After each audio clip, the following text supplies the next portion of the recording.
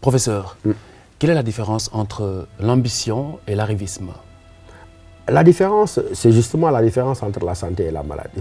Parce que j'ai envie de dire, au fond, quand vous me dites la différence entre l'ambition et l'arrivisme, l'arrivisme, comme tous les ismes, a quelque chose de pathologique. L'arrivisme signifie simplement un homme pressé, un homme calculateur, un homme qui est simplement mu par un but immédiat. Alors que l'ambition, elle est ce sans quoi, encore une fois, notre vie n'a pas de sens. Parce qu'être ambitieux, c'est être capable d'être porteur de grands projets. Être ambitieux, c'est vouloir se surdimensionner. Être ambitieux, c'est pousser jusqu'aux extrêmes limites les possibilités qui sont en nous. Donc être ambitieux, c'est prendre le parti de révéler, d'exprimer dans leur entièreté toute la plénitude des qualités que Dieu a inscrites en nous. Alors que l'arrivisme, elle est le fait d'un homme calculateur, d'un homme pour qui les autres ne sont que des instruments et des moyens pour parvenir à sa propre fin. Alors que l'ambitieux, il ne considère pas que les autres sont des moyens pour parvenir à sa propre fin, mais chez l'homme ambitieux, sainement ambitieux, les autres constituent une fin en soi. Professeur, c'est que l'ambitieux se fait violence pour atteindre son objectif,